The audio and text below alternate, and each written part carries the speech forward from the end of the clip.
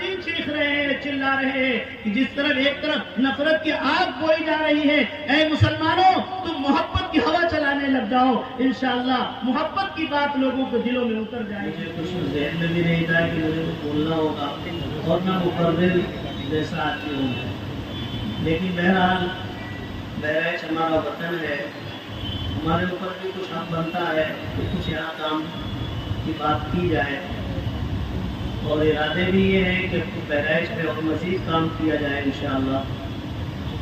میرے بھائیوں بزرگوں دوستوں، یہ علماء کا گڑھ ہے اور اس وقت زیادہ تر طلباء اور علماء کا مجمع ہے۔ میں کیا بتاؤں آپ کو، مختصر سی اپنی کارگزاری عرض کرتا ہوں۔ 1989 میں حضرت قاضی صدیق صاحب باندھوی رحمۃ اللہ علیہ نے مجھے اور میرے ایک ساتھی مولانا ہاشم صاحب کو کھنڈوا جیسے شہر میں بھیجا تھا، جہاں پر اپنوں کی بھی مخالفت اور غیروں کی مخالفت کا بہت زبردست معاملہ تھا، لیکن حضرت باندھوی رحمۃ اللہ علیہ کی دعائیں شامل حال تھیں، ہر کام ان کے مشورے سے کیا، تو الحمدللہ ہمارا جو گاؤں ہے کھنڈوا سے برہان پور روڈ پر 4 کلومیٹر پر واقع ہے، اس کو چھوٹا گورگاؤں کہتے ہیں۔ پورے ضلع کے اندر عصبیت اور تعصب کا گڑھ مانا جاتا تھا، ہندو مسلم میں بڑا فرق ہوتا تھا، لیکن اللہ کا فضل ہوا، حضرت باندھوی کی دعائیں ہوئی، ہم لوگوں نے اس انداز سے کام کیا۔ آج 33 سال ہو گئے قریب کہ الحمدللہ ہمارے اس چھوٹے سے گاؤں ہی کے نہیں بلکہ شہر کھنڈوا کے جتنے ہمارے معزز ہندو بھائی ہیں وہ سب مدرسے سے ہمارے تعلق رکھتے ہیں۔ 26 جنوری کے موقع کے اوپر پچھلے سال میں نے اپنے گاؤں کے ایک بابو لال پٹیل صاحب کو بلایا اور ان سے 5 منٹ کے لیے بولنے کو کہا گیا۔ انہوں نے خود کہا میں بولوں گا، تو جو بات کہنی تھی وہ کہی۔ اس کے بعد طلباء سے مخاطب ہو کر کے کہنے لگے، بچوں تم لوگ مدرسہ ضرور قائم کرنا، مدرسے کی ضرورت ہے، لیکن یہ اپنے مدرسے جیسا مدرسہ قائم کرنا۔ کیا کہنے بھائی، بہت اچھا۔ میرے بھائیوں، وہ غیر مسلم بھائی نے اس انداز سے بات کی، ہمارے یہاں بہت سارے معاملات آئے مدرسے کے اوپر، کچھ باتیں آئیں، تو ہمارے جتنے برادران وطن غیر مسلم بھائی جو گاؤں کے ہوتے ہیں وہ مدرسے سے اتنے جڑے ہوئے ہیں، اتنے قریب ہیں الحمدللہ کہ بہت سی باتوں کو تو پرشاسن کا جواب وہی دے دیتے ہیں۔ یہ ہمارا مدرسہ ہے، ہمارے مدرسے میں وہ مدھیہ پردیش کا ایک بڑا آفیسر آیا مدرسے کا معائنہ کرنے کے لیے، مدرسے سے لگا ہوا ایک پرائمری اسکول بھی ہے، تو وہاں پر بھی گیا، مدرسے کے اندر بھی آیا، تو ہمارے کچھ غیر مسلم بھائی ساتھ میں آئے، وہ اس کو تعارف کروا رہے تھے کہ ہمارا مدرسہ ہے، یہ ہمارے مدرسے کی آپ تعلیم دیکھیے، ہمارے مدرسے میں مسابقہ ہوتا ہے۔ مسابقہ کیا چیز ہے؟ قرآن کریم کا کمپٹیشن، وہ ہندو بھائی کے زبان سے یہ نکل رہا تھا، اور اس کے بعد میں پھر انہوں نے ہماری کاپیاں چیک کی، اور کاپیاں چیک کرنے کے بعد میں وہ دیکھا کہ ہم لوگ جو ٹپائی رکھ کر کے نیچے بیٹھ کر کے بچوں کو تعلیم دیتے ہیں، وہ بہت خوش ہوا اور اپنے ماتحت کلکٹر سے کہا کہ ان مدرسے والوں کو جس چیز کی بھی ضرورت ہو بے جھجک آپ ان کو منظوری دے دینا۔ کیا کہنے بھائی، بہت اچھا۔ بہرحال میں یہ عرض کرنا چاہتا ہوں میرے بھائیوں، ہمارے آقا صلی اللہ علیہ وسلم کا فرمان ہے، وقت بہت کم ہے، مختصر سی بات عرض کرنا ہے۔ خیر الناس من ينفع الناس، تم میں سب سے بہتر وہ ہے، نہ ہندو نہ مسلمان نہ اپنا نہ پرایا، ایک عام بات کہی ہمارے آقا صلی اللہ علیہ وسلم نے، خیر الناس من ينفع الناس، تم میں سب سے بہتر وہ ہے جو سب سے زیادہ لوگوں کو نفع پہنچانے والا ہو، بے شک، سب سے زیادہ نفع پہنچانے والا ہو۔ کس کو نفع پہنچانا ہے میرے بھائیوں؟ کسی انسان ہے، وہ انسانیت کے دائرے میں آتا ہے، اور میرے بھائیوں لفظ انسان جو ہے یہ خود بتاتا ہے کہ جس کے اندر انس ہو، محبت ہو، ایک دوسرے سے تعلق کا جذبہ ہو، وہ تو انسان ہے، اور اگر یہ صفت اس کے اندر نہیں پائی جاتی ہے تو وہ تو شیر اور چیتا اور بھیڑیا ہے۔ آج ہمارا ہندوستان میرے بھائیوں معاف کیجیے گا، خود غرض قسم کے انسانوں نے خود غرضی کا ایسا ڈنکا بجایا ہے، ایسا سور پھونکا ہے، ایسا فرقہ واریت کو عام کیا ہے کہ انسان سے انسان ڈر رہا ہے۔ آج ٹرینوں میں سفر کرنے کے لیے جب کوئی ارادہ کرتا ہے تو 100 بار سوچتا ہے کہ صاحب ٹرین میں سفر کرنے جا تو رہا ہوں مگر میرا حشر کیا ہوگا، منزل تک پہنچیں گے کہ نہیں پہنچیں گے، وہاں کیا بھیڑیا اور چیتا ہوتا ہے کیا؟ اس لیے میرے بھائیوں ہماری خود کی ذمہ داری ہے کہ ہم اپنے نبی جناب محمد رسول اللہ صلی اللہ تعالی علیہ وسلم کی تعلیمات کو عام کریں۔ میرے بھائیوں یہ ہماری کمی ہے، ہم مدارس والے، معاف کیجیے گا بھائی میں اگر کوئی بات غلط بول جاؤں تو مدرسے والوں سے علماء سے معافی پہلے سے مانگ رہا ہوں۔ ہماری ذمہ داری ہے ہم گھر گھر جا کر کے ہم دین کے پیغام کو، نبی کی شریعت کو اگر ہم بتاتے اور ہم بتاتے کہ ہمارے نبی کا اسوہ یہ ہے، وہ فرماتے ہیں کہ تم میں سے کوئی شخص مومن نہیں ہے، وہ شخص مومن نہیں ہے، وہ شخص مومن نہیں۔ 3 مرتبہ صحابہ سے فرمایا اور آگے فرمایا صحابہ نے یا رسول اللہ کون مومن نہیں ہے؟ فرمایا جو شخص پیٹ بھر کر کے کھانا کھا لے اور اس کا پڑوسی بھوکا سو جائے۔ پڑوسی کی وضاحت نہیں کی حضور نے کہ تمہارا پڑوسی مسلمان ہے یا غیر مسلم ہے۔ میرے بھائیو بزرگوں دوستو یہ تعلیمات، ان تعلیمات کو ہمیں عام کرنے کی ضرورت ہے۔ ہمیں برادران وطن کے پاس جانا ہے، ہم کو اپنے تعلقات بنانا ہے۔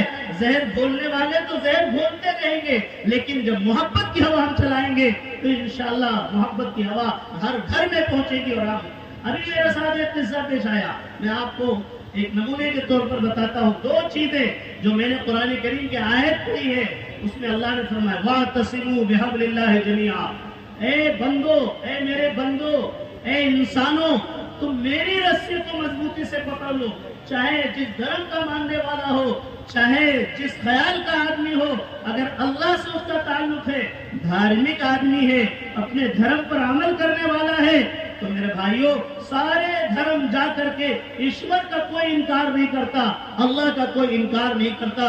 دنیا میں چند ہی قسم کے ایسے لوگ ہوں گے جو اللہ کا، خدا کا انکار کرنے والے ہوں گے، ورنہ سارے مذاہب والے، سارے دھرم والے اس بات کا اقرار کرتے ہیں کہ اللہ اور ایشور ایک ہے۔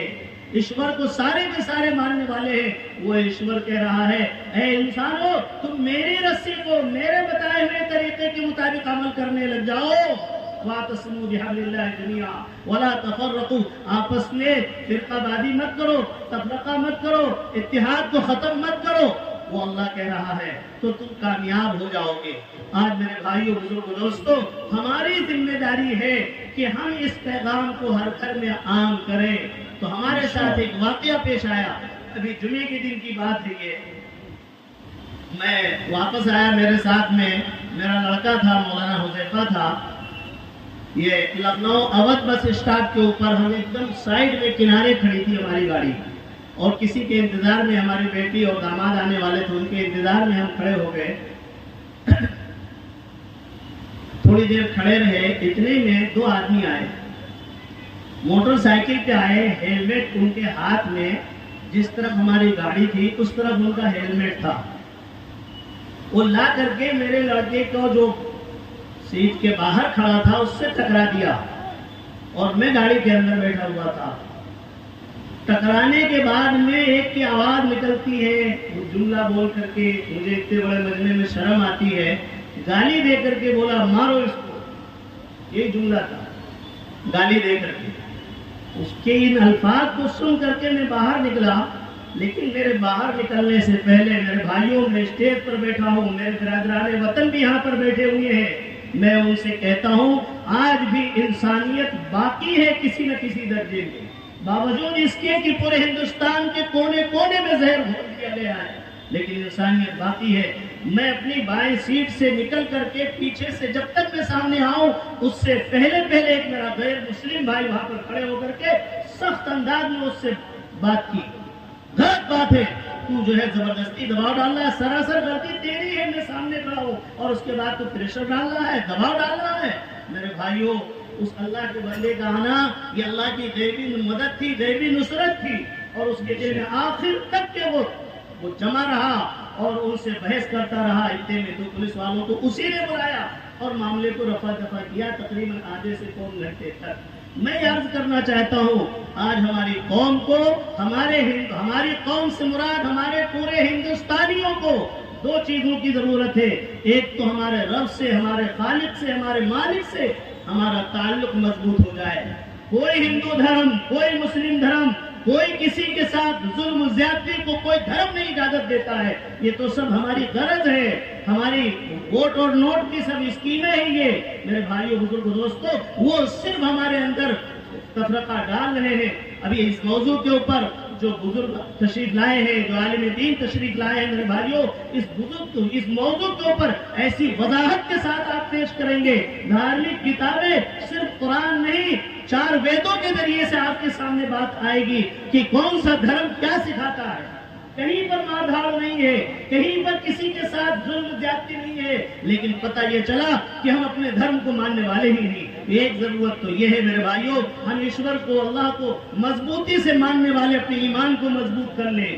اور دوسری بات یہ ہے، اس پیغام کو جو ہمارے آقا صلی اللہ علیہ وسلم نے آج سے 1400 سال پہلے دیا تھا، خیر الناس من ينفع الناس، تم میں سب سے بہتر وہ ہے جو لوگوں کو سب سے زیادہ نفع پہنچانے والا ہو۔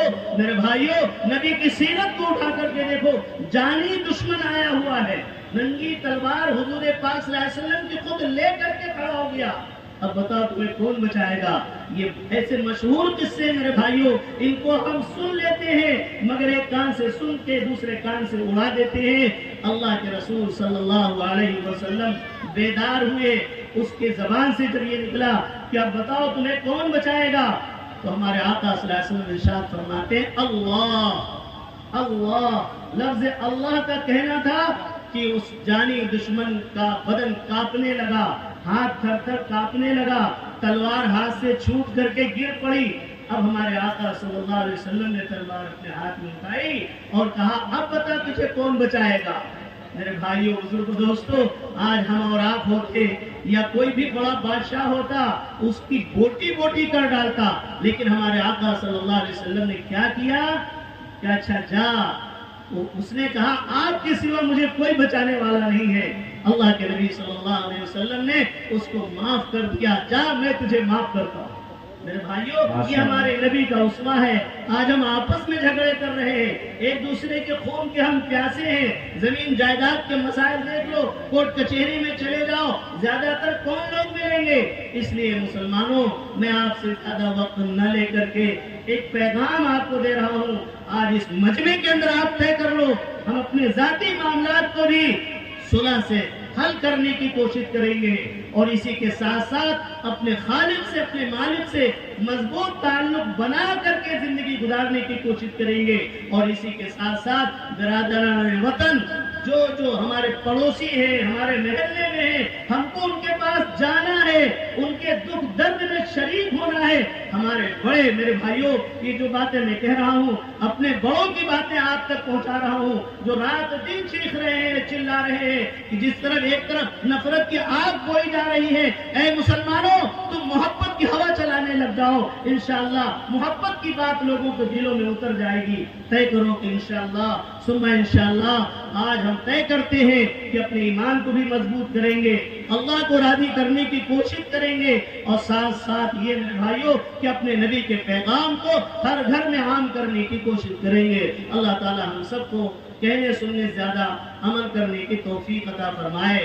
جو عالم دین یہاں تشریف لا رہے ہیں میرے بھائیوں، ان کا زبردست بیان ہونا ہے، اور بھی بیچ میں اور علماء کرام ہوں گے۔ آپ حضرات سے میری درخواست ہے، جم کر بیٹھیے، ایسے مواقع بہت کم آتے ہیں، اور نیت کریے کہ عمل کر کے انشاءاللہ، عمل کرنے کی نیت سے ہم یہاں سے اٹھیں گے انشاءاللہ۔ اللہ تعالی ہم سب کو کہنے سننے زیادہ عمل کرنے کی توفیق عطا فرمائے۔